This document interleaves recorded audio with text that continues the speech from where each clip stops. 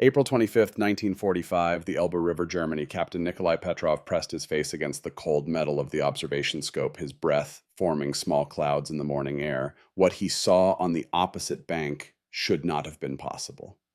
Could not have been possible. Everything he had been taught, everything he believed about the enemy was crumbling before his eyes in the pale dawn light. American soldiers stood shoulder to shoulder with British Royal Marines. They were not fighting, they were not arguing, they were laughing, smoking cigarettes together. A British sergeant was demonstrating something with his hands while three American GIs watched intently, nodding, grinning. One of the Americans offered the British soldier something from his pack. The British man took it, examined it, and broke into a wide smile. 50 meters behind them, German prisoners of war sat in organized rows. They were not beaten, not starved, not cowering. An American soldier walked among them, distributing canteens of water. A British medic knelt beside a wounded German, carefully wrapping a bandage around the man's arm with the same care he would show his own soldiers. Petrov lowered the scope. His hands were shaking. "Tovarishi," he whispered to the two Soviet officers standing beside him. "Comrades, этого не может быть. This cannot be." But it was. And what Nikolai Petrov would witness over the next 4 days would force him to make a choice that would cost him everything he had worked for, everything he had survived. In 72 hours, he would have to decide between telling the truth and staying alive, between betraying what he saw and betraying everything he believed a soldier should be. The decision would haunt him for the next 50 years. This is the story of what happens when a man raised on lies meets the truth for the first time, when propaganda collides with reality, when the enemy turns out to be human.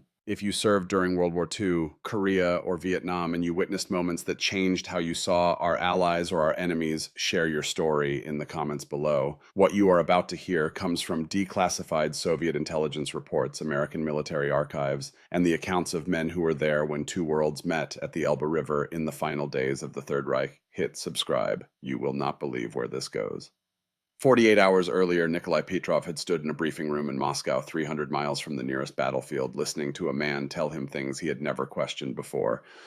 The room was cold. Everything in Moscow was cold in April of 1945. Cold stone walls, cold metal chairs, the cold eyes of the NKVD officers who stood against the back wall watching, always watching. Petrov sat at attention in his Red Army captain's uniform, the fabric still stiff, the metal still shining. He was 28 years old. He had survived Stalingrad, he had survived the push west through Poland, he had survived his father's execution in Stalin's purges of 1937, though survival had required him to denounce the man he loved most in the world. He had learned to survive by believing what he was told. The intelligence officer at the front of the room was explaining the mission.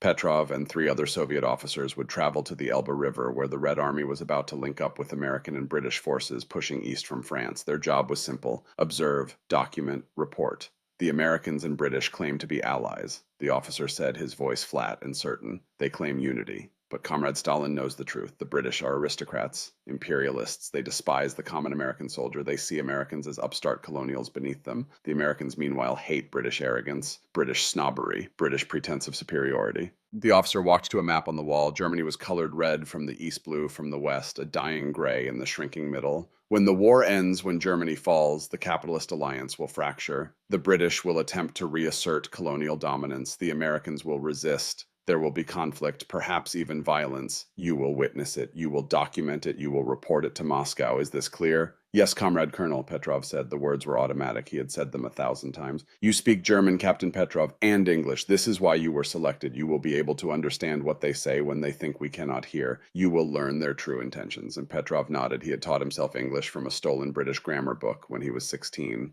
His father, before the purges, had believed in education, in understanding the world beyond Soviet borders. That belief had gotten him killed. Petrov had learned to keep his language skills quiet, to use them only when ordered. Now those skills would take him to the Elbe, to the enemy, to the moment when everything he thought he knew would prove to be a lie.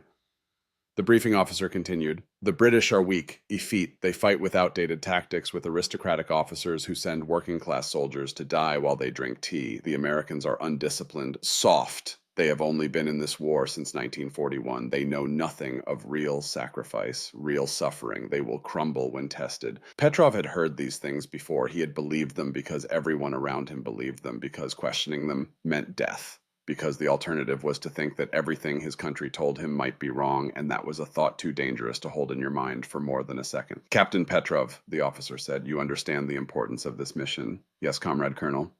Good. You leave tomorrow. Commissar Volkov will accompany you. He will ensure proper ideological discipline." Petrov's stomach tightened. A commissar. a political officer, a man whose job was not to fight or to observe, but to watch Soviet soldiers for signs of disloyalty, to listen for doubt, to report deviation. Commissar Dmitry Volkov stood against the back wall, 40 years old, thick-necked with the dead eyes of a man who had sent better men than himself to die. He nodded at Petrov. The nod said, "I will be watching you." That night, Petrov lay in his bunk and thought about his father. The old man had been a schoolteacher. He had taught history, real history, not the version the state approved. He had told young Nikolai about the world beyond Russia's borders, about different ways of thinking, different systems of government, different possibilities. In 1937, the NKVD had come. Someone had reported him, perhaps a colleague, perhaps a student, perhaps even a neighbor who wanted his apartment. It did not matter. Petrov's father was arrested for anti-Soviet agitation. Nikolai, 17 years old, had been given a choice. Denounce your father publicly and keep your future, or defend him and share his fate. Nikolai had denounced him, had stood before a party committee and called his father a traitor, an enemy of the people, a corrupting influence.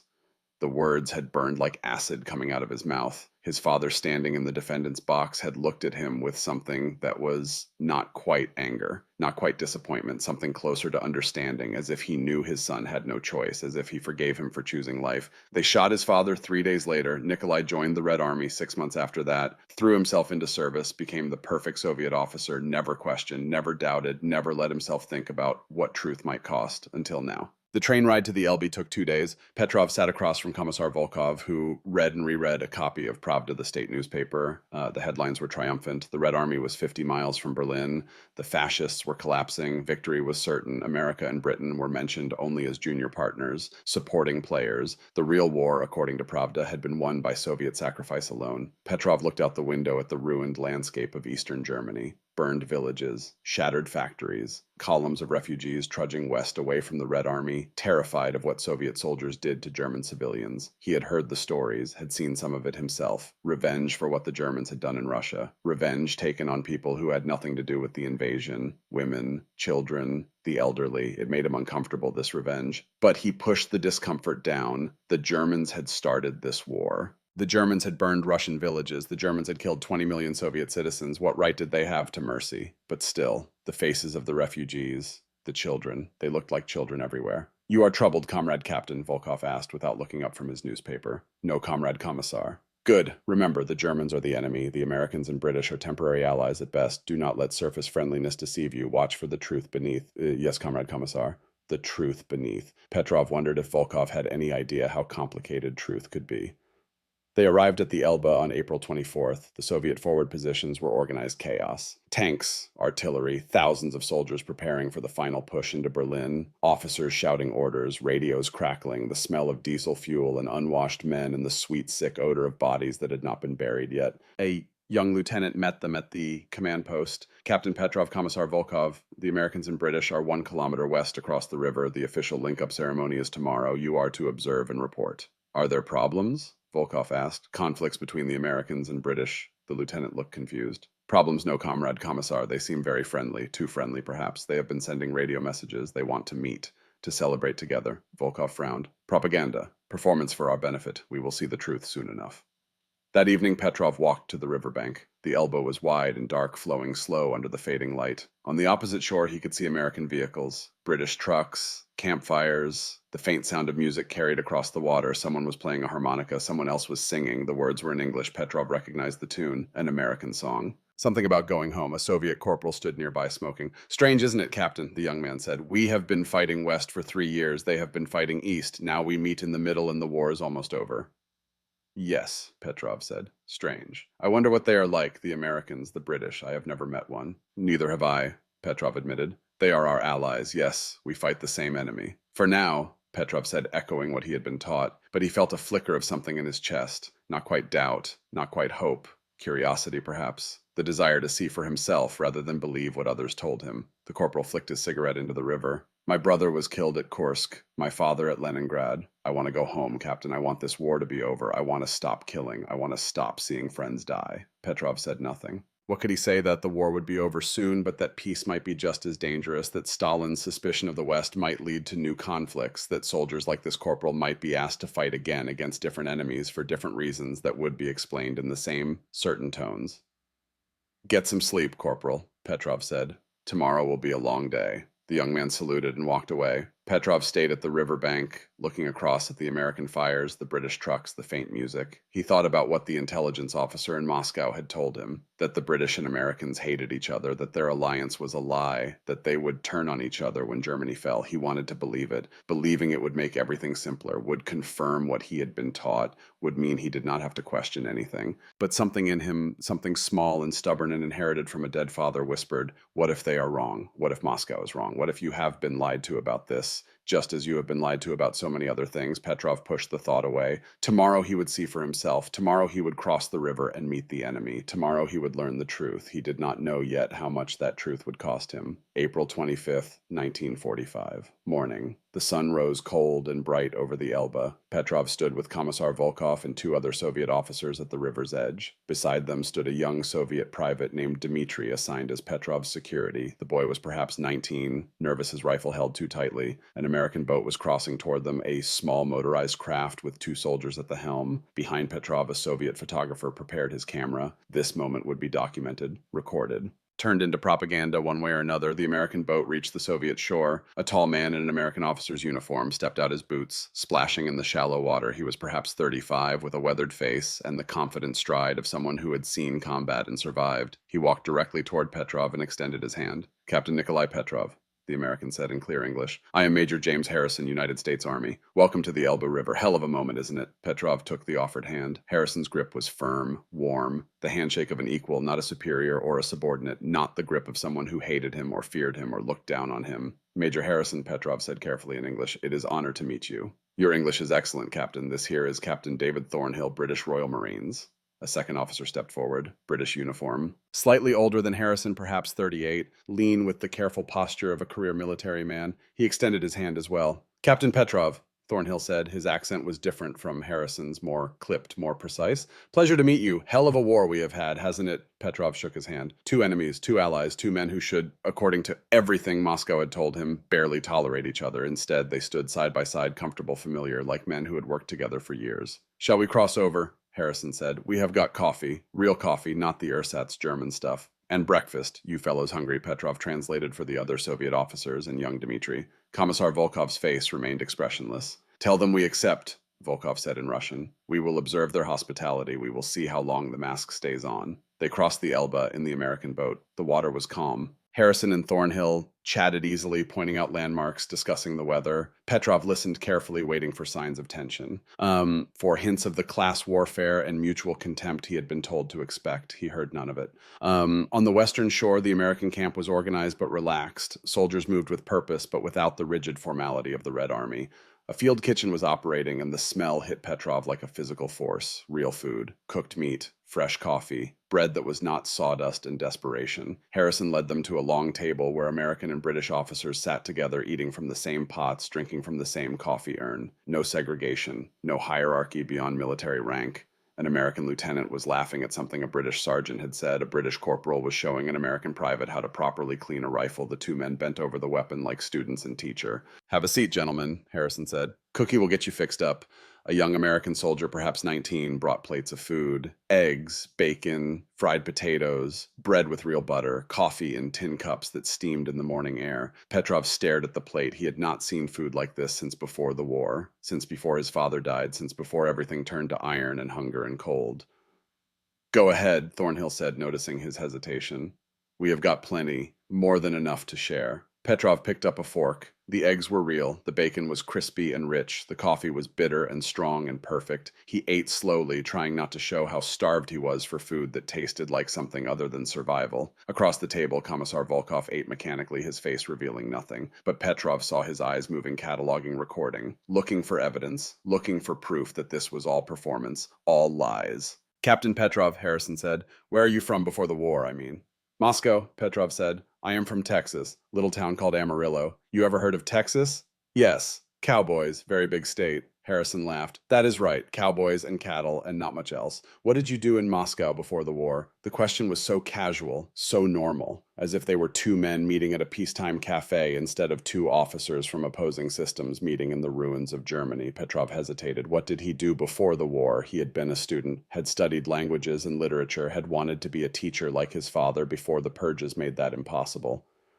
I was student, Petrov said. University, languages. No kidding, Harrison said. That is how you speak such good English. Dave here studied history at Oxford before the war turned us all into soldiers. Thornhill nodded. Seems like a different life now. Hard to remember what we were before all this. There was a moment of quiet. Three men from three different worlds sharing breakfast at a table in ruined Germany, talking about the people they used to be before the killing started. Then an American corporal approached. Major Harrison, sir, the men are ready for the demonstration. Should we proceed? Absolutely, Harrison said. He turned to Petrov. Captain, we thought you might like to see some joint training. Our boys and the British lads working together. Interested? Petrov translated for Volkov. The commissar's eyes narrowed. Yes, Volkov said in Russian. We will observe. This should be illuminating. They walked to a clearing where British and American soldiers had gathered. Perhaps 40 men total, young, battle-hardened. They moved with the easy confidence of veterans who had survived the worst and knew they were good at what they did. A British lance corporal stepped forward. He was perhaps 30, with the wiry build of a man who had spent years in combat. His uniform bore the insignia of the Royal Marines. Someone called him Chalky, though Petrov did not know why. Right then, Chalky said in a loud, clear voice, we are going to run through close quarters combat, urban fighting, house clearing. The Americans have been kind enough to let us show them a few tricks we learned in Italy and North Africa before that. An American sergeant grinned. And we will show you a few things we picked up in France. The men laughed, easy laughter, the laughter of comrades. For the next hour, Petrov watched British and American soldiers train together. The British demonstrated bayonet fighting, the controlled aggression of men who had learned to kill up close. The Americans showed room-clearing techniques, the coordinated movement of fire teams who trusted each other completely. They traded weapons. A British corporal fired an American M1 Garand and whistled appreciatively. An American private tried a British Sten gun and grinned at how light it was. They helped each other. When an American soldier struggled with a technique, a British Marine corrected him gently, patiently, the way a teacher corrects a student. When a British soldier asked about American tactics, three Americans gathered around to explain using hand gestures and quick sketches in the dirt. There was no condescension, no aristocratic snobbery, no American resentment of British superiority. There was only soldiers helping soldiers, men who had fought the same enemy, learning from each other so they could fight better together. Petrov felt something crack inside him, a small fissure in the wall of certainty he had built around his beliefs. During a break, Chalky approached the Soviet observers. He pulled out a pack of British cigarettes and offered them around. You fellows smoke. Petrov took one. Volkov refused with a curt shake of his head. Chalky lit Petrov's cigarette with a battered lighter. You are Russian. Yeah, Chalky said. You boys did the hard fighting. Stalingrad, Kursk, we heard about it. Respect, mate. Real respect. Petrov did not know what to say. He had expected arrogance, contempt. Instead, this British soldier was expressing admiration, genuine admiration. You fought in Italy? Petrov asked. Italy, North Africa before that, all the way from El Alamein to here. Long, bloody road, but nearly done now, in it, nearly home. An American corporal joined them, young, perhaps 22. He had the accent of the American South, slow and drawling. You really from Russia, Moscow, and all that? Yes, Petrov said. Man, that is something. We are fighting on the same side, and I have never met a Russian before. What is it like, Moscow? What was Moscow like? How could Petrov explain it? The fear, the purges, the propaganda, the hunger, the pride, the suffering, the strength, the lies, the truth buried so deep you forgot what truth felt like. Is very big city, Petrov said. Many people, very cold in winter. The American laughed. Cold. Yeah, I bet. I am from Georgia. We get snow maybe once a year, and everybody acts like the world is ending. Can't imagine real winter. War is same everywhere, Petrov said. Cold or hot is still war. Ain't that the truth, the American said. He pulled something from his pocket, a chocolate bar. American chocolate. Here, you want this? We get them in our rations. I have got plenty. He held it out, a simple gesture, sharing food with a stranger. Petrov took it, feeling the weight of it in his hand. When had anyone simply given him something without expecting something in return, without an agenda, without calculation? Thank you, Petrov said. No problem, Captain. We are all on the same team, right? Petrov looked at this American corporal, this boy from Georgia, who would never understand how complicated that question was. Were they on the same team? For now, yes. But after, when Germany fell and the real politics began, he slipped the chocolate bar into his pocket. He would save it, would keep it, would remember this moment when a stranger offered kindness without asking for anything in return. Commissar Volkov appeared at his elbow. Come, Captain. We have seen enough for now. We must prepare our initial observations. They walked back toward the river, away from the laughter, away from the training, away from the evidence that everything Moscow had told them might be wrong. Well, Captain, Volkov said in Russian, his voice low. What do you observe? Petrov chose his words carefully. They appear cooperative, friendly, more so than expected. Appear, yes, but we are trained to see through appearances, are we not? This is performance, for our benefit. When they think we are not watching, the truth will emerge. Perhaps, Comrade Commissar? There is no perhaps, Captain. The British are imperialists, the Americans are capitalists. They serve different masters with different interests. When Germany falls, when the common enemy is gone, their alliance will shatter. We will be there to document it, to prove that the Soviet Union was right all along. Petrov said nothing. What could he say? That he had just watched British and American soldiers share cigarettes and chocolate and laughter like brothers, that he had seen men of different nations treating each other with respect and humanity, that everything Volkov was saying sounded like the propaganda it was. He could not say any of that, not without ending up like his father, so he said nothing. That night, lying in his bunk in the Soviet camp, Petrov took out the chocolate bar the American corporal had given him. He unwrapped it slowly. The smell was rich and sweet. He broke off a small piece and put it in his mouth. It melted on his tongue, sweetness he had not tasted in years. He wrapped the rest back up carefully. He would save it, would keep it, would carry it with him as evidence that for a moment on a spring day by a German river, a stranger had offered kindness without asking for anything in return.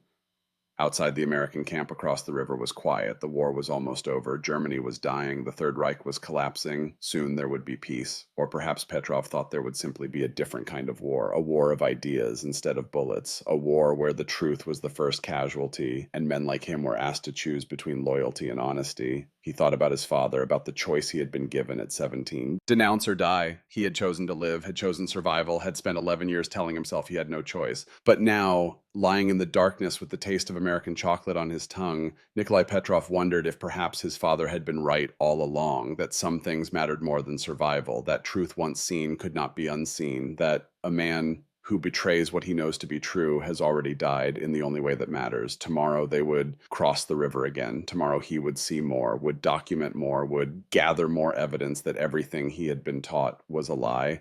And soon, very soon, he would have to decide what to do with that evidence. The choice was coming. He could feel it approaching like a storm on the horizon. And unlike at 17, this time he would make it with his eyes open. This time he would know exactly what he was choosing and what it would cost. The chocolate wrapper crinkled in his hand, such a small thing. Such a simple gesture, such profound implications. Nikolai Petrov closed his eyes and waited for morning, for the truth, for the moment when everything would change. April 26th, 1945. Dawn came soft and gray over the Elbe. Petrov woke to the sound of voices outside his tent. American voices, British voices, and Soviet voices responding, not arguing, not threatening, talking, the low murmur of men greeting each other across the divide of language and ideology and everything that should have kept them apart. He dressed quickly, his fingers fumbling with the buttons of his uniform. The chocolate bar wrapper was still in his pocket. He touched it briefly, a reminder that yesterday had been real, that what he had seen had not been some trick of exhaustion or wishful thinking. Commissar Volkov was already awake, sitting at the small camp table with a notebook open before him. He was writing rapidly, his pen scratching across the paper with sharp, angry strokes. "Good morning, Comrade Captain," Volkov said without looking up. "I trust you slept well." "Well enough, Comrade Commissar." "Good. Today we go deeper. Major Harrison has invited us to accompany a joint patrol into the town of Torgau. American and British forces together. We will observe how they operate under potential combat conditions. That is where the facade will crack. That is where we will see the truth." Petrov said nothing. He poured himself a cup of the weak tea that passed for breakfast in the Red Army and tried to prepare himself for what was coming. Another day of watching his certainties crumble. Another day of evidence that everything Moscow had told him was wrong. Another day closer to the choice he would have to make. The patrol assembled an hour after dawn, 2 American soldiers, 2 British, and Petrov with young Private Dmitri for security. Major Harrison led the Americans. Captain Thornhill commanded the British contingent. They gathered at the riverbank with weapons radios and a map spread across the hood of an American jeep. "Here is the situation, gentlemen," Harrison said, pointing at the map. "Torgau is about 2 kilometers west. German regular army has pulled out, but there are reports of SS holdouts. Could be nothing, could be trouble. Either way, there are civilians still in the town who need help. Food, medical supplies, we have got both. The mission is simple. Get and distribute supplies, check for enemy activity, get out." "Rules of engagement?"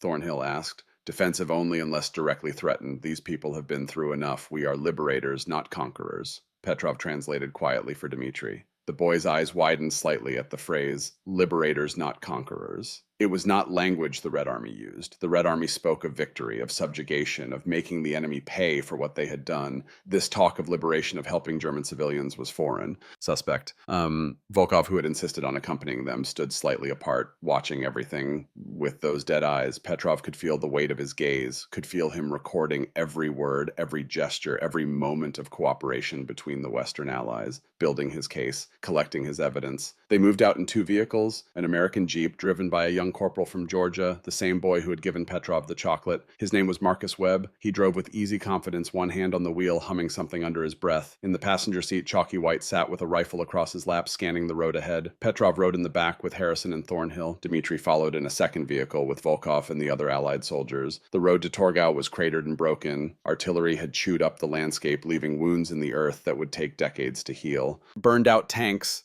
sat in the ditches like the carcasses of steel beasts. A German staff car lay on its side, riddled with bullet holes, its windows shattered into glittering fragments. Hell of a mess, Harrison said quietly. Hard to believe people lived here a month ago. They still do, Thornhill said, the ones who survived. That is who we are here for. The town appeared through morning mist like a ghost. Torgau had been beautiful once. Medieval architecture, cobblestone streets, church spires reaching toward heaven. Now it was ruins. Whole blocks reduced to rubble. Buildings with their facades torn away, exposing rooms like dollhouses, intimate and obscene. Furniture still visible in destroyed homes. A child's bed. A kitchen table set for a meal that would never be eaten. Webb brought the Jeep to a stop at the edge of town. This is weird, he said softly. It's too quiet. Could be they are hiding, White said, scared of who is coming. Russians or us does not make much difference if you are a German civilian right now. Petrov felt a flash of shame. He knew what White meant, knew what Soviet soldiers had done in the towns they liberated, the revenge they had taken, the women, the looting, the casual brutality of men who had suffered so much they no longer remembered how to show mercy. Harrison pulled out a white flag. We go in slow. Marcus, stay with the vehicle. Everyone else weapons ready but down. We are not here to fight. Chalky, you want to take point? Right, White said. He climbed out of the Jeep, rifle at the ready but pointed at the ground, professional, controlled, the bearing of a man who knew how to fight but chose not to unless necessary. They moved into Torgau on foot. Petrov walked beside Thornhill, acutely aware of Dmitri behind them, of Volkov watching from the second vehicle. The town was silent except for their footsteps on broken stone. Windows were shuttered, doors were barred. Somewhere a dog barked, the sound sharp and lonely in the emptiness. Then movement. A white cloth waving from a second-story window, an old voice calling out in German. What are they saying? Harrison asked. Petrov translated. They ask if we are Russian. They are afraid. Tell them we are American and British. Tell them we have food and medicine. Tell them they are safe. Petrov called up in German. There was a long pause. Then slowly, carefully, the door to the building opened. An elderly woman emerged, thin as a skeleton, her hands shaking. Behind her, two small children peered out, eyes huge in their gaunt faces. The woman spoke rapidly in German, her words tumbling over each other. Petrov translated. She says the SS came through 2 days ago, took all the food, shot anyone who protested. Then they left when they heard Russians were coming. She says, please do not hurt them. Please do not take the children. Harrison's face hardened. He turned to Webb. Get the supplies. Food first, medical kit, move. Webb ran back to the Jeep. Within minutes, he returned with boxes, canned food, bread, chocolate bars, a medical bag with bandages and medicine. Harrison carried it to the old woman and knelt before her, setting it at her feet. Tell her it is hers, he said to Petrov. Tell her we are not here to hurt anyone. Tell her the war is almost over. Petrov translated. The old woman stared at the boxes as if they might disappear. Then she began to cry, great heaving sobs that shook her frail body. One of the children, a girl perhaps 6 years old, reached out and touched a chocolate bar with trembling fingers. Go ahead, sweetheart, Harrison said gently, though the child could not understand his words. Take it, it is yours. White was already kneeling, examining the other child, a boy with a badly infected cut on his arm. This needs cleaning, he said. Antiseptic and a proper bandage. Could be serious if we do not treat it. Do it, Thornhill said. And there, in the ruins of a German town, a British soldier carefully cleaned and bandaged the wound of a German child, while an American officer distributed food to people who had been his enemies a week ago. Petrov watched, translating when needed, trying to reconcile what he was seeing with everything he had been taught about capitalist soldiers, about imperialist brutality, about Western degeneracy and weakness. Where was the weakness in this? Where was the brutality? More people emerged from hiding. Slowly at first, then in greater numbers. Old men, women, children. The young men were gone, dead or captured or fled. What remained was the human wreckage of war. The helpless, the forgotten, and the Americans and British helped them, shared food, treated wounds, spoke gently even when the words could not be understood. Harrison organized it all with quiet efficiency, treating the German civilians with the same care he would show his own people. Petrov glanced back at Volkov. The commissar's face was stone, but his hand was moving across his notebook, writing, recording, documenting. What was he writing? That this was all performance, that the moment Soviet eyes turned away, the Americans and British would revert to their true nature, or was Volkov writing the truth? And if he was, what would Moscow do with that truth? The patrol had been in Torgau for perhaps 30 minutes when the shooting started. The first shot came from a building 2 blocks east, the sharp crack of a rifle. Masonry exploded near Webb's head, showering him with stone fragments. The young corporal dove for cover behind a burned-out car, his face suddenly pale. "Contact!" White shouted. He was already moving, pulling the German children and their grandmother toward cover behind a low wall. Building at 2 o'clock, second-floor window. More shots. The heavy bark of a German Mauser, then the chatter of a submachine gun. SS holdouts. Fanatics who would rather die than surrender. Or perhaps just terrified boys in uniforms too big for them fighting because they did not know what else to do. Harrison was on his radio immediately. "All units contact in Sector 3. Small arms fire from elevated position. Defensive posture. Do not return fire unless you have a clear shot. Civilians present. I repeat, civilians present." Petrov found himself pressed against a wall beside Thornhill. The British captain was breathing slowly, deliberately, his rifle up and ready. His movements were economical, practiced. The movements of a man who had done this 100 times before. "How many do you reckon?" Thornhill asked White. "2, maybe 3. Windows on the second floor. That building used to be a town hall from the look of it." "Can you flank? Give me Marcus in 60 seconds. Go." White moved like water flowing from cover to cover with Webb right behind him. The American corporal had lost his fear. Now he moved with the same professional calm as the British Marine, 2 soldiers from different armies moving as one unit, trusting each other completely. Another burst of fire from the building. This time it was aimed at the Soviet position. Petrov heard Dmitri cry out, not hit, just frightened. The boy was young, had probably never been under fire before, but he kept his head down and did not panic.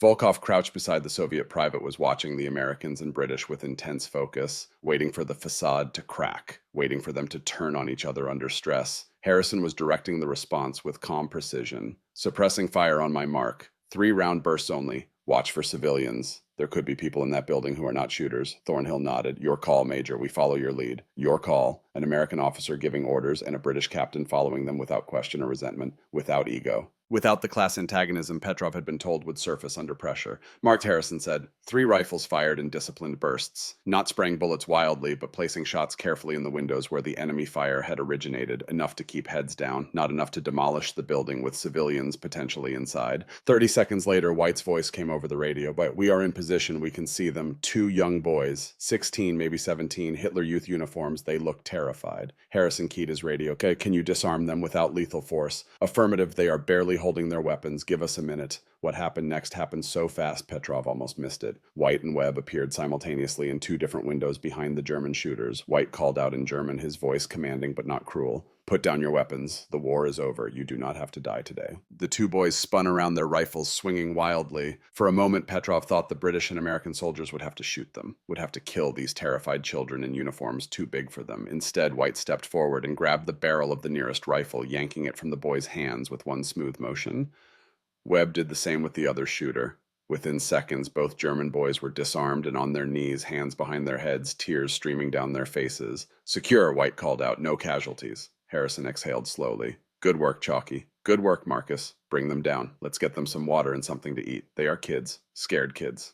Petrov watched as the 2 prisoners were brought out. They were children. Literally children. 16 years old at most. One of them was still crying, babbling in German about Hitler and victory in the fatherland. Propaganda and terror and lies pouring out of him like poison. Webb gave them water. White gave them food, the same food they had been distributing to civilians. Treating enemy combatants who had just tried to kill them with the same humanity they showed everyone else. "Why?" Petrov found himself asking. The word came out before he could stop it. Harrison looked at him. "Why? What, Captain? Why do you give them food, give them water? They shot at you, tried to kill you. In Red Army, they would be interrogated, punished, perhaps executed." Harrison considered the question. When he spoke, his voice was thoughtful, measured. "Because they are 16 years old and they have been lied to their whole lives. Because they are so scared they can barely stand. Because treating prisoners with decency is not about what they deserve. It is about who we are, about what we believe, about what separates us from the people we are fighting against." Thornhill nodded. "The Geneva Convention is not just rules, Captain Petrov. It is a statement of values. It says that even in war, even when people are trying to kill us, we remain civilized, we remain human, we do not become the enemy by adopting their methods." Petrov had no response. The words were so foreign to everything he knew. The Red Army did not speak of values and civilization. It spoke of revenge, of making the enemy pay, of justice delivered at the end of a rifle. But here were these men, these capitalist soldiers, these imperialist warriors, treating terrified boys with kindness, choosing mercy when vengeance would have been easier, living by principles even when no one would blame them for abandoning those principles. The cognitive dissonance was becoming unbearable. They returned to the river as evening fell. The patrol had distributed all their supplies, had treated a dozen wounded civilians, had captured 2 enemy combatants without killing them, had done everything they set out to do with minimal violence and maximum humanity. Back at the Allied camp, Harrison invited the Soviet observers to dinner. A field kitchen had prepared a hot meal, stew with real meat, fresh bread, coffee. The Americans and British ate together, their conversations easy and comfortable. Stories about home, about families waiting, about what they would do when the war finally ended. Webb was showing White photographs from his wallet, his mother, his younger sister, the farm where he grew up in Georgia. White, in turn, showed pictures of his wife in England, his 2 young sons he had not seen in 3 years. 2 men from different countries, different backgrounds, different lives, sharing the universal language of love and longing for home. Petrov sat slightly apart, eating slowly, listening to everything. Across the fire, Volkov watched with cold calculation, building his case, preparing his report, seeing only what he wanted to see. After dinner, Harrison approached Petrov with a flask. "Drink Captain Tennessee whiskey. Dave has some scotch, if you prefer." Thornhill joined them, producing a bottle. 15-year single malt. Been saving it for a special occasion. I figure meeting our Russian allies qualifies. Petrov hesitated. Drinking with them felt like crossing a line, like admitting something he was not ready to admit. But Volkov was occupied with interrogating one of the German prisoners. For this moment, Petrov was unwatched. "I have vodka," Petrov said quietly. He pulled a small bottle from his pack. The 3 officers poured drinks into tin cups. "What shall we toast to?" Harrison asked. Thornhill raised his cup. "To the end of tyranny." Harrison nodded. "And to going home." They both looked at Petrov, waiting. And at the moment stretched, these 2 men were offering him something, not just a drink, but acceptance, recognition, the acknowledgement that despite everything that divided them, they were all soldiers who had survived the same hell and wanted the same thing: peace, home, an end to killing. Petrov raised his cup. "To peace," he said quietly. They drank. The whiskey burned, the vodka burned, the scotch burned, 3 liquids from 3 nations, all tasting like fire and hope and the end of something terrible. "Can I ask you something, Captain?" Harrison said. "Man to man, not officer to officer." Petrov nodded. "What is it going to be like after this war, I mean, between our countries? Dave and I were talking earlier. We have been fighting the same enemy for 4 years. Seems like a damn shame to become enemies ourselves just because the shooting stops." The question was so direct, so honest, so naive in its hope that human decency might matter more than ideology. Petrov wanted to tell him the truth. That Stalin was already planning for the next conflict, that the Soviet Union saw the West as the next enemy, that everything Harrison hoped for was probably impossible, but he could not say that, not with Volkov 40 meters away, not without condemning himself. So he said the only truth he could safely speak. "I do not know, Major. I hope we remember we are human beings first, soldiers second, Russians and Americans and British third." Harrison smiled sadly. "So do I, Captain. So do I." They sat in silence for a moment, 3 men, drinking together at the end of the world, knowing that what they shared in this moment might be all they ever had. Then Thornhill spoke. "Captain Petrov, I wanted to tell you. What you did today during the firefight, you covered our flank, you kept your man calm, you did not have to do that. We are grateful." Petrov had not thought about it, had simply reacted, had provided covering fire when White and Webb were moving, had kept young Dmitri from panicking, had done what any good soldier would do to protect his comrades. Except these were not his comrades. These were supposed to be temporary allies at best, future enemies at worst. But in the moment when bullets were flying, none of that had mattered. There had only been soldiers under fire helping each other survive. "You would do same for me," Petrov said. "Yes," Harrison said simply. "We would." And Petrov believed him. That was the terrifying thing. He believed this American major would risk his life to save a Soviet captain, would treat him as a brother in arms, would live by principles that transcended national borders. Everything Moscow had told him said this was impossible, that capitalists only cared about profit, that imperialists only cared about power, that the West was rotten with selfishness and greed and moral decay. But here was the evidence, living, breathing, offering him whiskey and respect and the possibility of friendship across the ideological divide. The truth was becoming impossible to deny. That night, alone in his tent, Petrov began to write his report. He had 2 notebooks, one for the official report that Volkov would review, one for his private observations. In the official notebook, he wrote careful phrases. Neutral observations. American and British forces demonstrate coordination. Joint operations appear efficient. Further observation required to assess long-term stability of alliance. But in his private notebook, hidden beneath his bunk, he wrote the truth. Today, I witnessed something I was told does not exist. Genuine cooperation between British and American forces. Not performance, not facade, real mutual respect, real shared values. They treated German civilians with compassion. They treated German prisoners with humanity. They treated each other as brothers. They treated me with more honor than my own commissar shows me. I think Moscow has lied to us about the West, about capitalism, about what the enemy truly is. I think we have been told lies because the truth is dangerous. Because if Soviet soldiers knew that American and British soldiers live by principles of honor and decency, they might ask why Red Army does not do the same. They might question the brutality we call justice, the revenge we call liberation. I do not know what to do with this knowledge. I do not know if I will survive telling the truth. My father told the truth once. They shot him for it. But I saw a 16-year-old German boy given water by the American soldier he tried to kill. I saw a British Marine bandage a German child's wound with the same care he would show his own son. I saw men who should hate each other laugh together like old friends. How can I report lies when I have seen this truth? He paused, his pen hovering over the page. Outside, the American camp was settling into night. Someone was playing a harmonica again. That same song about going home. British voices joined in harmonizing, different accents, same song, same longing. Petrov closed the notebook and hid it carefully. Tomorrow they would return to the river. Tomorrow he would observe more. Tomorrow the truth would become even harder to deny. And soon, very soon, he would have to make his choice. Tell Moscow what they wanted to hear and betray everything he had witnessed. Or tell Moscow the truth and accept the consequences. His father's face appeared in his mind, standing in the defendant's box 11 years ago, looking at his son with understanding and forgiveness, knowing that Nikolai had no choice, knowing that survival sometimes requires betrayal. But did it always, or did there come a moment when survival was not enough? When a man had to choose truth over safety, when the cost of lying became greater than the cost of speaking honestly. Petrov touched the chocolate bar wrapper in his pocket. Such a small thing. Such a simple gesture from a Georgia farm boy who saw a stranger and offered kindness. That kindness was going to cost Nikolai Petrov everything. He could feel it coming, could sense the choice approaching like storm clouds gathering on the horizon. And unlike 11 years ago, this time he would make his decision with his eyes open. This time he would know exactly what he was choosing. This time he would be the man his father had wanted him to be, even if it killed him. The harmonica played on in the darkness, Americans and British singing together about going home, about the end of war, about hope for peace. Petrov listened to their voices and knew that peace between their nations was possible, had seen the proof, had lived it, had shared whiskey and laughter and the universal bond of soldiers who had survived hell together. But peace between East and West, between the Soviet Union and the capitalist democracies, between Stalin's paranoia and the genuine alliance he had witnessed, that peace would require truth, honesty, the willingness to see each other as human beings rather than ideological enemies. It would require men like him to tell the truth, even when the truth was dangerous. It would require courage he was not sure he possessed. The harmonica faded to silence. The camp settled into sleep. And Nikolai Petrov lay awake in the darkness, holding a chocolate bar wrapper, preparing to choose between everything he had been taught and everything he had seen, between the lies that kept him safe and the truth that would set him free, between survival and honor. The choice was coming, soon. April 28th, 1945. The telegram arrived at dawn. Petrov was drinking weak tea when Commissar Volkov entered the tent holding the thin paper like a weapon.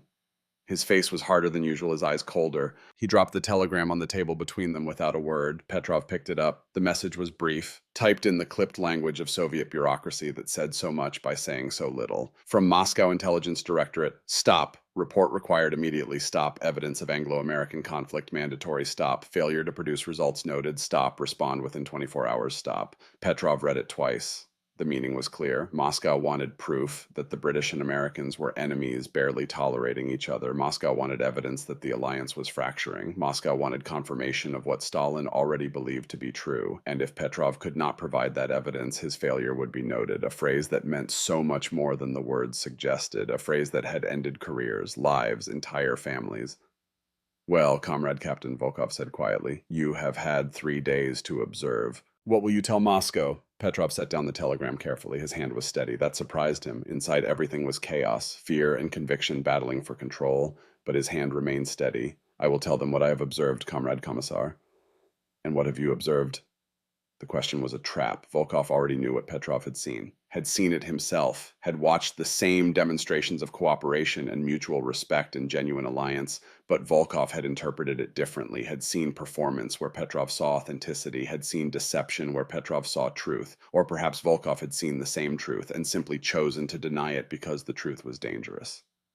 I have observed, Petrov said slowly, choosing each word with care, that American and British forces demonstrate a high degree of coordination, that they operate efficiently together, that their soldiers show mutual respect, that they treat prisoners according to Geneva Convention standards, that they distribute humanitarian aid to civilian populations without discrimination. Propaganda, Volkov said flatly. Performance for our benefit. You are too intelligent to be fooled by such obvious theater, comrade captain. Surely you see through it. I have also observed them when they believed they were not watched. The behavior remains consistent. Volkov's eyes narrowed. You are making a dangerous mistake. You are allowing yourself to be deceived by capitalist lies. I have interviewed German prisoners. They confirm what Moscow has told us. The British and Americans barely tolerate each other. There is tension, resentment, class warfare simmering beneath the surface. This friendliness is an act, a show put on to impress the naive. With respect, Comrade Commissar, German prisoners tell interrogators what they believe interrogators want to hear. It is survival instinct. Are you questioning the validity of Soviet intelligence methods? The question hung in the air like poison gas. Petrov could feel the walls closing in, could feel the trap tightening around him. One wrong word, one hint of disloyalty, one suggestion that Moscow might be wrong about anything. That was all it would take. No, Comrade Commissar, I am simply reporting what I have personally witnessed. Then you will write a report that confirms what Moscow already knows to be true, that the Anglo-American alliance is tactical only, that it will collapse when Germany falls, that the British imperialists and American capitalists are natural enemies whose cooperation is temporary and forced. Even if that is not what I observed, Volkov leaned forward, his voice dropped to barely above a whisper, especially if that is not what you observed, because what you think you observed is Western propaganda designed to confuse and deceive. The party knows the truth. The party is never wrong. Your job is not to question the party. Your job is to provide evidence that supports what the party already knows. There it was, naked and undeniable. The choice Petrov had known was coming since the moment he first looked across the Elbe and saw American and British soldiers laughing together, tell the truth and be branded a traitor, or lie and betray everything he had witnessed, everything his father had died for, everything that made him a man rather than a tool. I need time to write my report properly, Comrade Commissar. You have until tomorrow morning. Choose your words carefully, Captain Petrov. Your future depends on it. Volkov left the tent. The canvas flap fell closed behind him with a sound like a coffin lid shutting. Petrov sat alone in the gray morning light, staring at the telegram, thinking about his father, about the choice he had made at 17, about 11 years of living with that choice, about whether he could make the same choice again. Outside, he could hear the sounds of the camp waking, American voices, British voices, laughter, the clatter of mess kits, the ordinary sounds of soldiers preparing for another ordinary day at the end of an extraordinary war. He pulled out both his notebooks, the official one for Volkov's review, the private one hidden beneath his bunk. Two versions of reality, two different truths. Only one of them was honest. April 29th, 1945. The world changed while Petrov was deciding how to describe it. News came through the radio channels shortly after noon. Adolf Hitler was dead, suicide in his bunker in Berlin. The Third Reich was collapsing. The war in Europe was effectively over. Victory was days away, perhaps hours. The Allied camps erupted in celebration, Americans cheering, British singing, Soviet soldiers firing weapons into the air in joy and relief, and the overwhelming realization that they had survived, that they were going home, that the killing was finally ending. Harrison found Petrov near the river, watching the chaos of celebration. The American major's face was split by an enormous grin. Did you hear, Captain? The son of a bitch is dead. Hitler's dead. It's over. We won. Petrov managed to smile. Yes, is good news. Very good news. Dave and I are organizing a celebration tonight. Joint Allied ceremony. Americans, British, Russians together, marking the end of the Nazi regime. Music, food. As much as we can scrape together, you'll come, won't you? You and your men. Petrov hesitated. A celebration, Americans and British and Soviets together, marking not just victory over Germany, but the possibility of continued alliance, of peace between East and West, of the hope that what they had built together in war might survive into peacetime. Everything Moscow feared, everything Volkov was watching for, everything that would make it harder to write the report Moscow wanted. Yes, Petrov heard himself say, we will come. Harrison clapped him on the shoulder. The gesture was warm, friendly, the touch of a comrade. Outstanding. 6 o'clock. Bring whatever you want to contribute. We'll make it a real party. He walked away, still grinning, calling out orders to prepare for the evening's festivities. Petrov watched him go and felt the weight of his decision pressing down like a physical force. Tonight there would be celebration. Tomorrow morning his report was due. And in writing that report, he would choose between two futures, two versions of himself, two possibilities for the world. The celebration began as the sun touched the western horizon, painting the Elbe in shades of gold and crimson. Someone had found a record player. American jazz spilled out across the river valley, strange and wonderful and completely foreign to Soviet ears.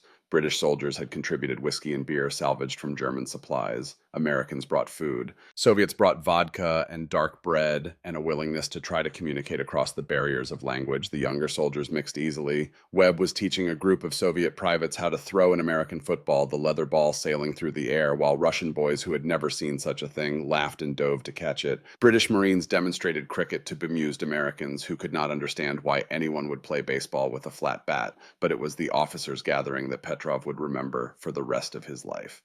Harrison Thornhill and a dozen other Allied officers sat around a makeshift table built from ammunition crates. They had invited the Soviet observers to join them. Volkov sat rigid and disapproving at one end. Petrov sat between Harrison and a British major he had not met before, a man named Ashford, who commanded a nearby regiment. "To victory," Harrison said, raising a glass of whiskey, "to the men who didn't make it home. And to peace, may we be smart enough to keep it." They drank, the whiskey burned going down. Around the table, men who had fought the same enemy for years shared stories, combat experiences, near misses, friends lost, the universal language of soldiers who had seen the worst of humanity and somehow still believed in the best. Ashford told a story about fighting in North Africa, about a German officer who had surrendered his entire unit rather than see them slaughtered in a pointless last stand, about treating that officer with respect even though they had been trying to kill each other hours before.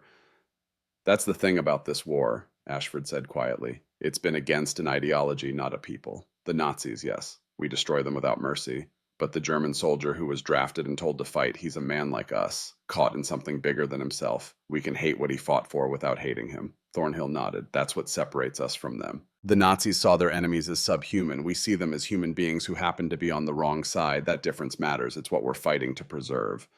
Petrov listened fascinated. This was not how the Red Army spoke about the enemy. Soviet soldiers were taught that Germans were inherently evil, genetically inferior, deserving only of destruction. There was no room for nuance, no space for seeing the enemy as human. Yet here were these Western officers, these capitalists, these imperialists speaking about human dignity and the rules of war and the importance of maintaining civilization even in the midst of barbarism. "Captain Petrov," Ashford said, turning to him, "what's it like in the Red Army? How do you maintain morale after what your people have suffered?" It was a genuine question, asked with real interest and respect, not condescension, not judgment, just curiosity about how other soldiers survived the same hell he had survived. Petrov struggled to answer. How could he explain? How could he describe the fear and the propaganda and the commissars watching for any sign of weakness? How could he talk about the summary executions of soldiers who retreated, the penal battalions sent to clear minefields with their bodies, the brutality that the Soviet system called justice? He could not. Not with Volkov listening, not without condemning himself.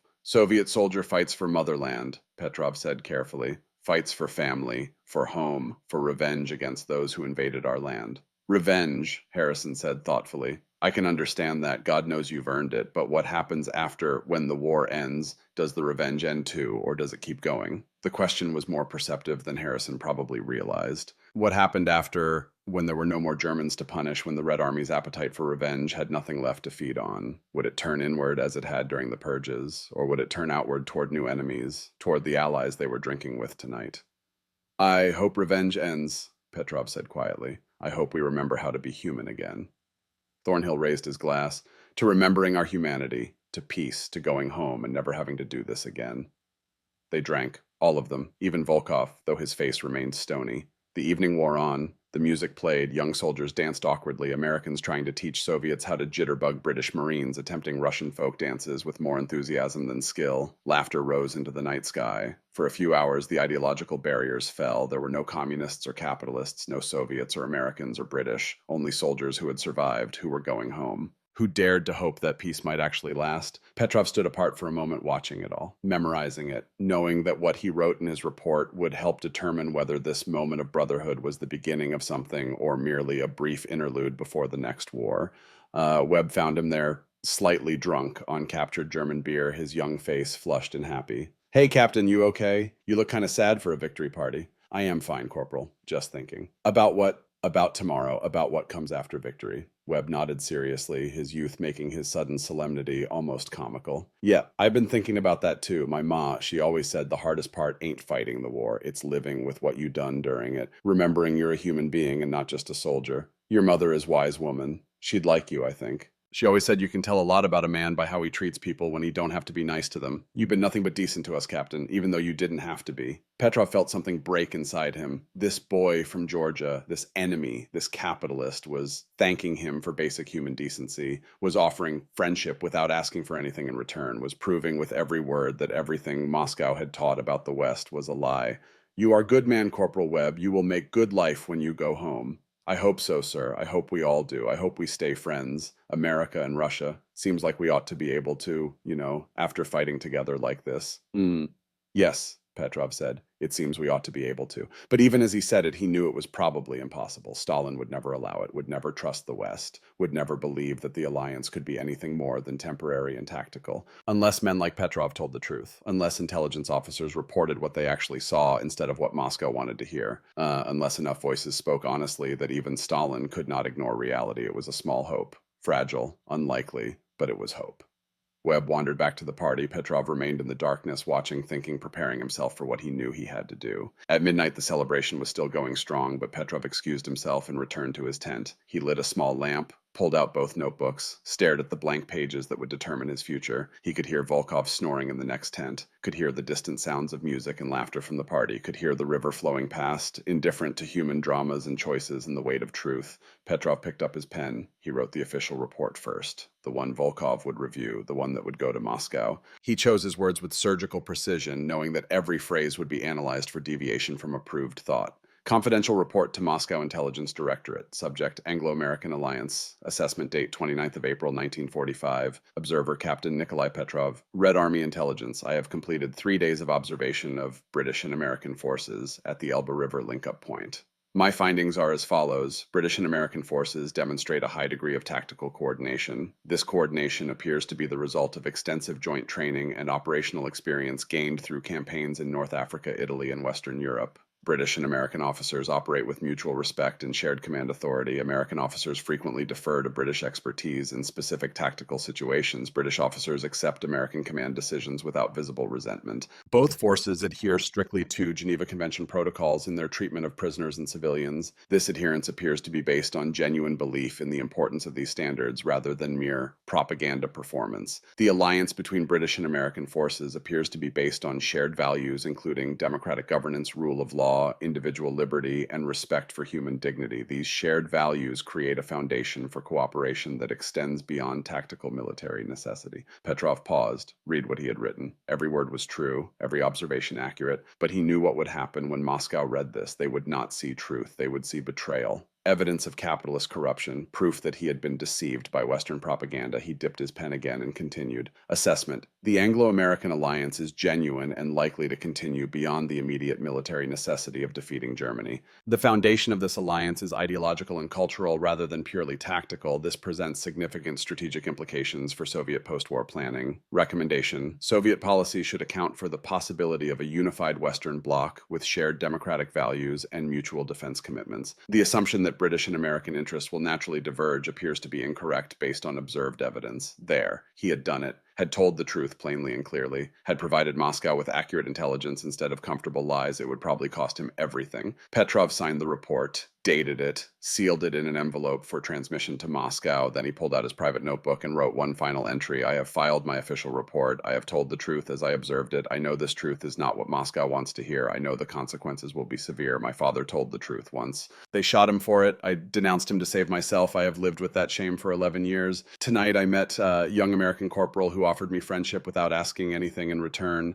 I watched British and American soldiers celebrate victory together like brothers. I saw men from different nations treat each other with dignity and respect. If I lie in my report, if I tell Moscow what they want to hear instead of what I saw, I betray these men. I betray the possibility of peace. I betray everything my father believed about the importance of truth. I cannot make that choice again. Not at 28, not after seeing what I have seen. Whatever happens, I will know I told the truth. That has to be enough. Petrov closed the notebook, hid it carefully beneath his bunk, lay down on the hard cot and stared at the canvas ceiling. Outside, the party was ending, soldiers stumbling back to their bunks, drunk and happy and hopeful. Americans and British and Soviets who for one night had forgotten they might become enemies and remembered they were all human beings who wanted the same things: sleep, safety, home, peace, simple things, universal things, things that should not require choosing between truth and survival to protect. Petrov closed his eyes. Tomorrow he would deliver his report. Tomorrow Volkov would read it. Tomorrow the consequences would begin. But tonight, for a few more hours, he could lie in the darkness and know that he had made the right choice, that he had honored his father's memory, that he had told the truth even though the truth was dangerous, that he had finally become the man he should have been 11 years ago. The cost would come soon enough. Tonight, there was only the quiet satisfaction of integrity, the peace that came from knowing you had done what was right even when doing right meant risking everything. It was enough. It had to be enough. Because tomorrow, when Commissar Volkov read his report and understood that Captain Nikolai Petrov had chosen truth over loyalty to the party, there would be no going back. The decision was made. The choice was final. Whatever happened next, Nikolai Petrov would face it with his eyes open and his conscience clear. His father would have been proud, and that in the end was all that mattered. The lamp burned low, the night deepened, and Captain Nikolai Petrov slept the dreamless sleep of a man who had finally made peace with himself. The price would come due in the morning, but tonight he was free. May 1st, 1945. Morning arrived with Commissar Volkov's boots on the wooden floor of the tent. Petrov was already awake, sitting upright on his cot, waiting. He had known this moment was coming, had prepared for it as best a man could prepare for his own destruction. The report lay on the small table, sealed and ready, a confession disguised as intelligence. Truth wrapped in the language of duty, Volkov stood in the entrance. Backlit by gray dawn, he did not speak, did not need to. He simply extended his hand. Petrov rose, picked up the envelope, and placed it in the commissar's palm. Their eyes met. For just a moment, Petrov thought he saw something flicker in Volkov's expression. Not quite respect, not quite pity. Something closer to inevitability, as if the commissar had known all along that Petrov would make this choice, as if he had been waiting for it. Volkov broke the seal, read the first page, then the second. His face remained granite, but his jaw tightened. When he looked up, his voice was soft, dangerous. You have condemned yourself, comrade captain. I have reported what I saw. Truth is not treason. Truth, Volkov's laugh was bitter. There is no truth except what the party declares to be true. You were sent to document Anglo-American conflict. You have instead written a love letter to capitalism, to imperialism, to everything the Soviet Union has fought against. I was sent to observe and report. I have done exactly that. You were sent to confirm what Moscow already knows, that the Western alliance is a facade, a temporary marriage of convenience between natural enemies who will turn on each other the moment Germany falls. Instead, you have written that their alliance is genuine, based on shared values, likely to continue. Do you understand what this means? Yes. Do you understand that I will file my own report, that I will tell Moscow you have been corrupted by Western propaganda, that you have betrayed your duty to the Soviet Union? Yes. Then why? For the first time, emotion cracked Volkov's voice. Not anger, something closer to incomprehension. Why throw away your career, your freedom, perhaps your life? For what? For strangers, for enemies. Petrov thought about how to answer, about all the things he could say, about his father, about the chocolate bar, about watching British and American soldiers treat German children with kindness, about the cost of living with lies. Because I am tired of being afraid, Petrov said quietly. I am tired of pretending. I am tired of watching good men do good things and calling it evil, because that is what I am ordered to believe. I saw the truth, Comrade Commissar, and I chose to tell it. That is all. Volkov stared at him for a long moment. Then he folded the report, placed it back in its envelope, and tucked it inside his coat. We leave for Moscow at noon. Pack your things. You will be under guard until we arrive. What happens then is no longer my concern. He turned to leave, then paused at the entrance. For what it is worth, Captain Petrov, I think you are a fool, but perhaps a brave fool. That is more than most men can claim. Then he was gone. Petrov stood alone in the tent. Outside, the sounds of the Allied camps continued. Laughter, work, the ordinary business of soldiers preparing to go home. He walked to the entrance and looked out across the river one last time. On the opposite shore, he could see Marcus Webb helping load supplies onto a truck. Chalky White standing with a group of British Marines smoking and talking. Major Harrison conferring with Captain Thornhill over a map spread across the hood of a jeep. All of them alive, all of them whole, all of them free. They would go home to their families, would rebuild their lives, would live in countries where telling the truth did not require courage, because truth was the expected standard, not a revolutionary act. Petrov would not have that luxury, would not see that world, would pay for his honesty with everything he had.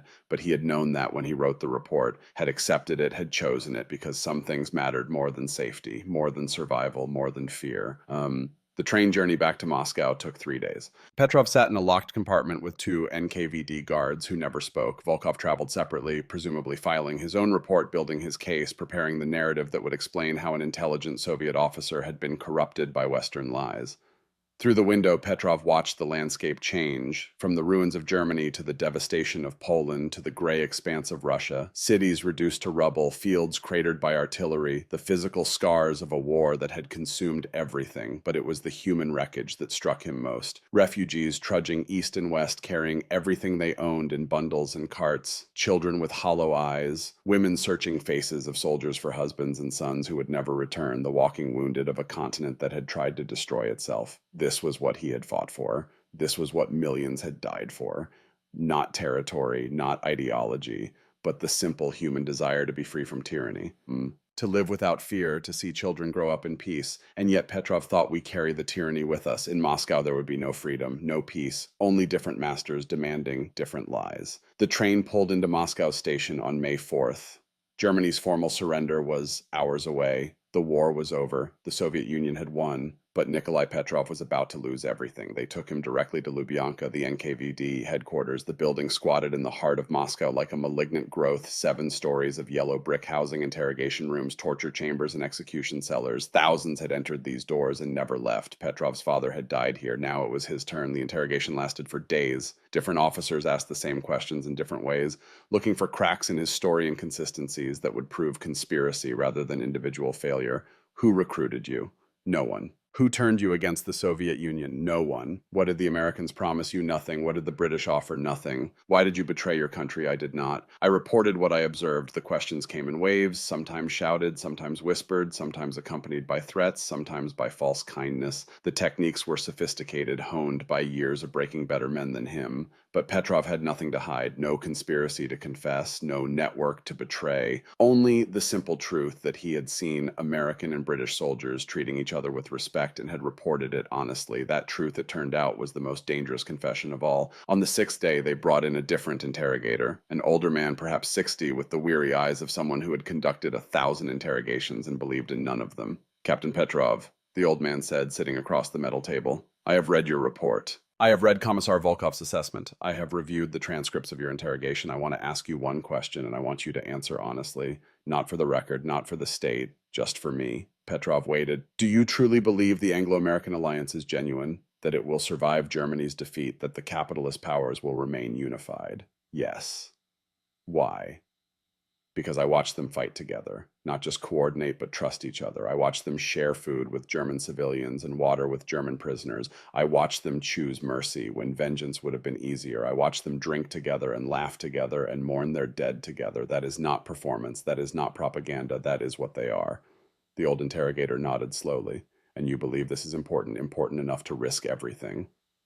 Yes, because if Moscow does not understand the truth about the West, we will make wrong decisions. We will prepare for a war that does not need to happen. We will turn allies into enemies because we cannot believe they might actually mean what they say. You are asking the Soviet Union to trust capitalists, to believe in their stated values, to take them at their word. I am asking the Soviet Union to see reality, to make decisions based on truth rather than ideology. The old man smiled sadly. You are asking the impossible, Captain, but I appreciate your honesty. He stood to leave. At the door, he paused. For what it is worth, I believe you. I believe you saw what you say you saw. I believe the Western alliance is genuine. But that truth is politically inconvenient. Stalin has already decided that the West is the next enemy. Your report contradicts that decision. Therefore, your report must be wrong. Therefore, you must be wrong. Do you understand? Yes. Good. That is more understanding than most men achieve before they die. But they did not kill him. That would have been too simple, too clean. Instead, they sent him to Siberia, not to a gulag. That would have made him a prisoner, and prisoners sometimes returned with stories. Instead, he was reassigned, transferred to a border monitoring station 3,000 kilometers from Moscow, near the Soviet-Manchurian frontier, a place so remote that men stationed there joked it was where the world ended. Captain Nikolai Petrov became Lieutenant Nikolai Petrov. His medals were revoked. His service record was amended to note ideological unreliability. His pay was cut to minimum allowance. He was given a small wooden barracks, a radio that rarely worked, and orders to monitor an empty border that no one cared about. It was exile, punishment disguised as reassignment, a slow death instead of a quick one. And there, in the frozen emptiness of the Soviet Far East, Nikolai Petrov began the longest part of his journey. The years passed like ice forming on a lake, slow, inevitable. Crushing everything beneath. 1946, the Cold War began in earnest. Winston Churchill gave his Iron Curtain speech. The Soviets rejected the Marshall Plan. The wartime alliance shattered exactly as Moscow had predicted it would, though not for the reasons they claimed. Petrov, monitoring his empty border, heard the news on his crackling radio and thought I was right. The alliance was genuine. It did not fail because of natural enmity. It failed because Stalin chose to see enemies where partners existed. 1947, the Truman Doctrine, the creation of the CIA, the Soviet consolidation of Eastern Europe, two ideologies facing each other across a divided continent. The very conflict Petrov had tried to prevent now seemed inevitable. But still monitoring intelligence reports that filtered through his station, Petrov noticed something. American and British forces remained coordinated. NATO was being discussed. The Western alliance was not fracturing, was not showing the class warfare Moscow insisted must exist. He had been right. The report had been accurate. Truth had cost him everything, but it remained truth. 1948. The Berlin airlift. Soviet forces blockaded West Berlin. American and British forces responded not with war, but with an unprecedented humanitarian operation. For 11 months, they flew supplies into the besieged city. Food, coal, medicine, everything needed to keep 2 million people alive. Petrov read about it in month-old newspapers and felt vindication mixed with sorrow. This was what he had seen at the Elba. This capacity for choosing the hard right over the easy wrong. This commitment to values over expedience. And Moscow called it propaganda, called it weakness, called it proof that the West was soft. But Petrov knew better, knew that it took more strength to feed your enemy's city than to starve it, more courage to choose peace than to choose war. 1949, NATO was formed. The Western Alliance was now formal, permanent, exactly as Petrov's report had predicted it would be.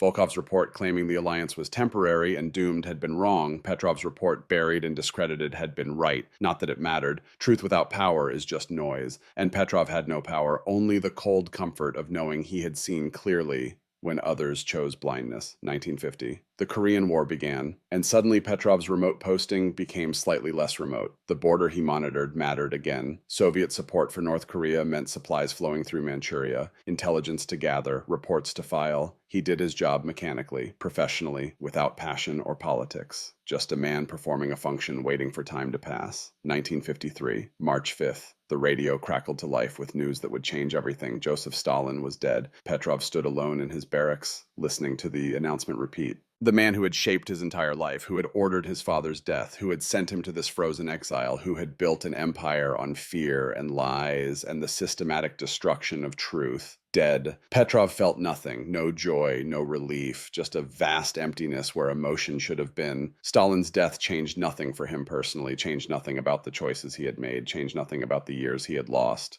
But perhaps it changed something for Russia. Perhaps it opened a door, however slightly, to a different future.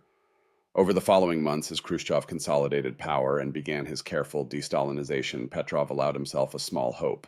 Perhaps the thaw would extend to him. Perhaps someone would review his case. Perhaps truth would finally matter more than ideology. But the years continued. 1954, 1955, 1956. No rehabilitation came, no apology, no acknowledgement that his report had been accurate and Volkov's had been wrong. In 1956, during Khrushchev's secret speech denouncing Stalin's crimes, Petrov was finally allowed to return to Moscow, not restored to rank, not vindicated, simply permitted to leave his exile and find what life remained for him in a city that had moved on without him. He found work as a translator. The English skills his father had encouraged him to develop proved useful in the new era of limited cultural exchange. He lived in a small apartment, kept to himself, spoke rarely about his past. In his desk drawer, wrapped carefully in cloth, he kept 3 items: the wrapper from the chocolate bar Marcus Webb had given him, a photograph of the Elbe meeting taken by a Soviet photographer who had long since been purged, and his private notebook, the one he had hidden beneath his bunk in 1945, containing the truth he had witnessed. These were his treasures, his evidence that once briefly he had seen a better world than the one he lived in. The decades passed. The Cold War deepened, then calcified into permanent standoff. Kennedy, Khrushchev, Brezhnev, the Cuban Missile Crisis, Vietnam, Afghanistan, an endless parade of conflicts and near misses and ideological battles fought by men who had never stood at the Elba and shared whiskey with their supposed enemies. Petrov grew old. His hair turned white. His hands developed tremors. His hearing faded. He became one of millions of anonymous pensioners living on the margins of Soviet society, forgotten by everyone except himself. But on November 9th, 1989, Nikolai Petrov, 72 years old, sat in his Moscow apartment and watched something impossible happen on television. The Berlin Wall was falling.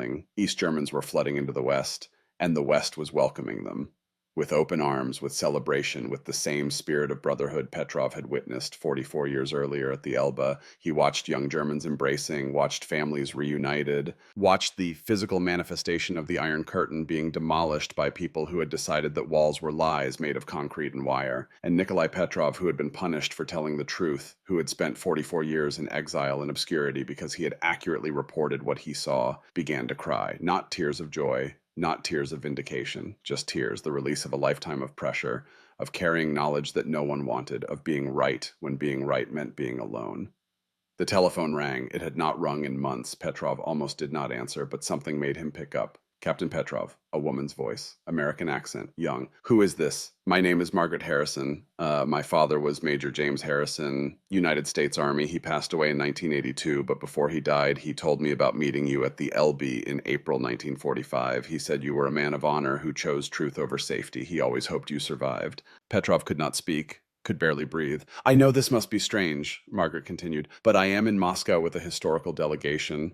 We are meeting with Soviet officials about the changes happening here. One of our members is a Colonel David Thornhill, British Army retired. He remembers you too. We were wondering if you might be willing to meet us tomorrow, just to talk, to share memories of that time. Thornhill, Petrov whispered. He is alive. Very much so. 78 years old and still sharp as ever. He would very much like to see you again. Petrov agreed without thinking, gave his address, arranged a time, hung up the phone, and stood in his small apartment trembling. They remembered him. After 44 years, after everything that had happened, they had remembered a Soviet captain they had met for a few days at the end of a war, and they were coming to find him. The next day, May 10th, 1990, Nikolai Petrov put on his best clothes. They were old, worn, but clean. He had no uniform anymore, no medals, no marks of rank or honor, just an old man in an old suit, waiting in a modest Moscow hotel lobby for ghosts to become real. When Margaret Harrison entered, she looked so much like her father that Petrov gasped. The same open face, the same warm eyes. She was perhaps 50, carrying herself with confident American ease that seemed so foreign in Soviet spaces.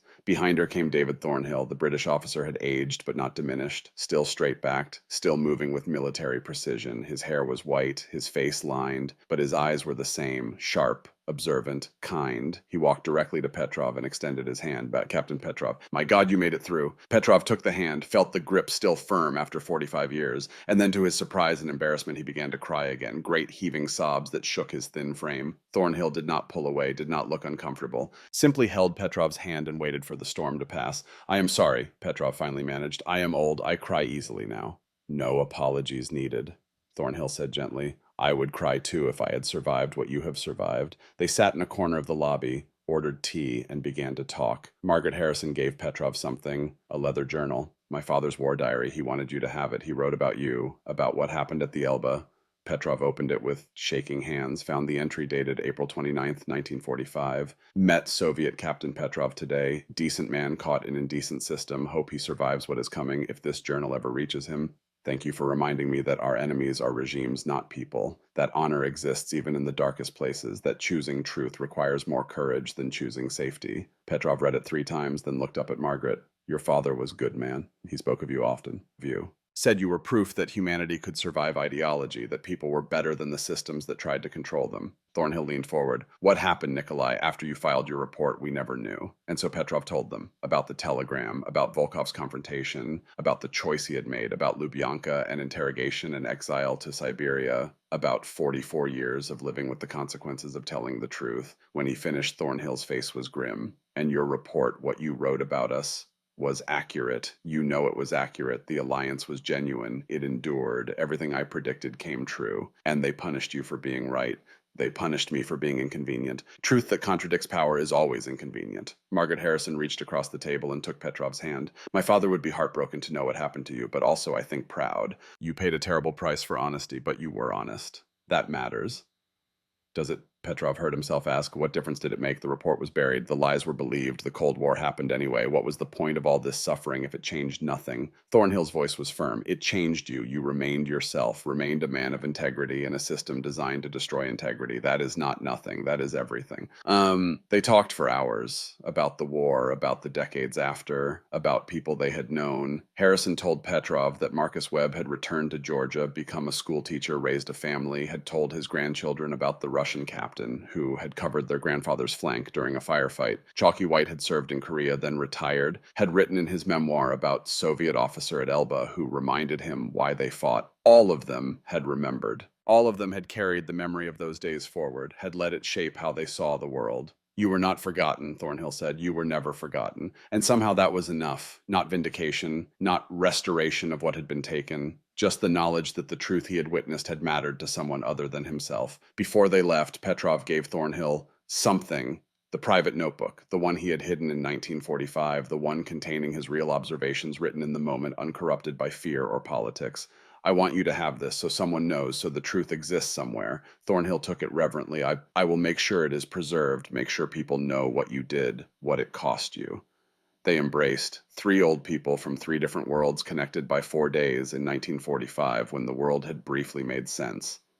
After they left, Petrov walked home slowly. Moscow was changing. The Soviet Union was dying. The system that had defined and destroyed his life was collapsing under the weight of its own lies. And Nikolai Petrov, who had told the truth when truth was treason, had lived long enough to see the lies fail. 5 more years. That was all the time left. Petrov lived simply quietly in his small apartment. The pension was meager but sufficient. He needed little. Food, tea, books, memories. He followed the news as the Soviet Union disintegrated, watched the republics declare independence one by one, watched the hammer and sickle come down from the Kremlin for the last time, watched Russia emerge uncertain and stumbling into a future no one could predict. In 1994, Thornhill sent him a letter. The notebook had been donated to the Imperial War Museum in London. Scholars were studying it, using it to understand how Soviet intelligence had operated, how one honest officer had tried to tell the truth and been destroyed for it. Your story matters, Thornhill wrote. It is evidence. Proof that even in the darkest systems, individual conscience survives. That truth is more powerful than lies, even when lies seem to win. Petrov kept the letter on his small desk beside the chocolate wrapper and the photograph. On February 17th, 1995, Nikolai Petrov woke feeling heavy. Tired in a way that sleep could not fix. He was 78 years old, had survived Stalingrad and Stalin,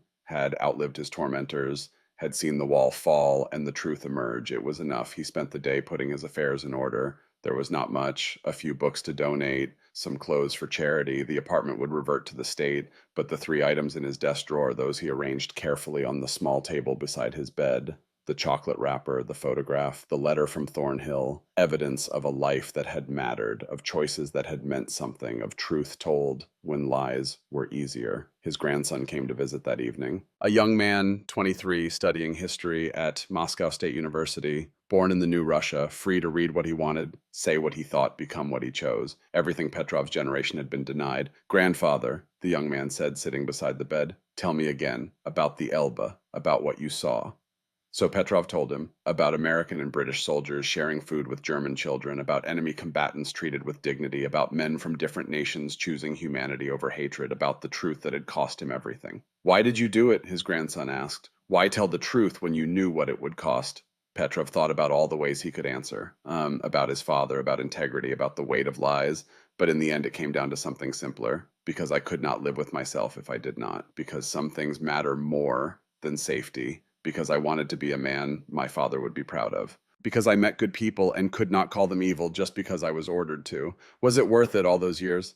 Petrov looked at his grandson, at the freedom in his eyes, the ease with which he asked challenging questions, the future he could build without fear. Yes, Petrov said quietly. It was worth it, not because it changed the world, but because it meant I stayed human in a system designed to make me a tool. That is enough.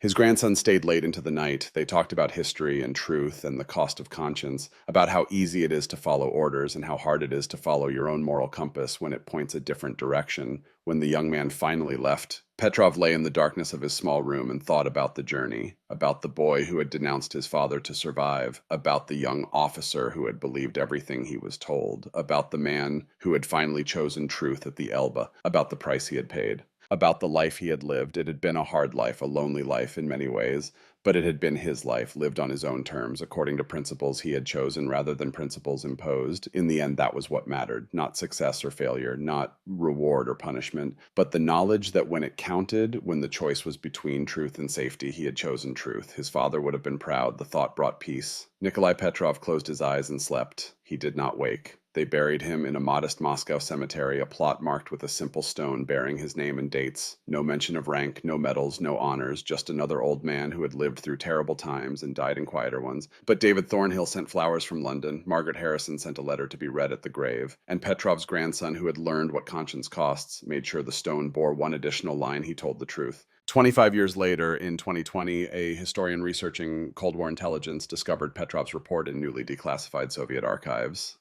discovered that it had been filed, had been read, had been deliberately suppressed because it contradicted Stalin's assumptions, discovered that every prediction in the report had been accurate, that the Anglo-American alliance had been genuine, that it had endured, that it had been based on shared values rather than temporary convenience. Petrov had been right. His persecutors had been wrong. The historian published an article. It circulated among scholars. Petrov's name entered the historical record not as a traitor, as the Soviet Union had labeled him, but as an honest witness who had paid for his honesty. Truth, it turned out, did matter, even if it took 75 years to be acknowledged. And somewhere in whatever lies beyond, Nikolai Petrov knew that the boy from Georgia who had given him chocolate, and the British Marine who had treated enemy children with kindness, and the American major who had offered friendship across ideological divides, all of them had been real. All of it had been real. The truth had been real. And in the end, reality outlasts lies. Always. Today, in an age of information warfare and propaganda and competing narratives, when truth seems relative and facts seem fungible, the story of Nikolai Petrov matters more than ever, because he shows us something essential: that seeing clearly is a choice, that honesty is a discipline, that integrity is not free. He saw enemy soldiers treat each other as brothers when his government told him they were barely suppressing mutual hatred. He saw kindness when he was promised cruelty. He saw values when he expected only power and greed. And he chose to report what he saw rather than what he was told to see. That choice destroyed his career, took his freedom, and cost him 44 years of normal life. But it preserved something more valuable than comfort or safety or success. It preserved his humanity. In the decades since the world has learned lessons Petrov understood in 1945, that propaganda is not reality. That ideology blinds more than it reveals, that the people we are taught to hate are usually just people as human and flawed and decent as ourselves. We learn these lessons slowly, painfully, at terrible cost. Petrov learned them at the Elbe River, watching a Georgia farm boy share chocolate with a stranger, watching a British Marine bandage a German child's wound, watching men from different nations drink whiskey together and dream of going home. He learned that human decency transcends national borders, that honor exists even in enemies, that the truth is worth defending, even when defending it costs everything. If you have stayed with this story to the end, you understand something important: that the choice Petrov made in 1945 is the same choice we all face every day in smaller ways. Tell the truth or repeat comfortable lies. See clearly or accept comforting blindness. Choose integrity or choose safety. Most of the time, the stakes are not as high as they were for Petrov. Most of us will not face exile or interrogation or decades of punishment for honesty, but the principle remains, the choice remains, and the question remains: what kind of person do you want to be? Nikolai Petrov chose to be a man who told the truth even when the truth was dangerous, who saw his enemies as human beings, who valued integrity more than survival, who became finally the man his father wanted him to be. That choice mattered, not because it changed policy or prevented the Cold War or reformed the Soviet system, but because it proved that even in the darkest systems, even under the most extreme pressure, individual conscience survives. That truth is more powerful than lies. That humanity is stronger than ideology, that one person telling the truth can matter. If this story has moved you, honor Petrov's memory by doing one simple thing: tell the truth. Even when it is hard, even when it is inconvenient, even when lies would be easier, see people as they are, not as you are told they should be. Choose integrity over expedience. Be brave enough to change your mind when the evidence demands it. That is how we keep his legacy alive, not with monuments or medals, but with the same courage he showed every day for 44 years. The courage to see clearly, to speak honestly, to remain human in systems designed to make us tools. Captain Nikolai Petrov met the enemy in 1945 and discovered they were good men. He told the truth about what he saw. He paid for that truth with everything he had, and in the end, 75 years later, we learned he had been right all along. May we have the courage to do the same.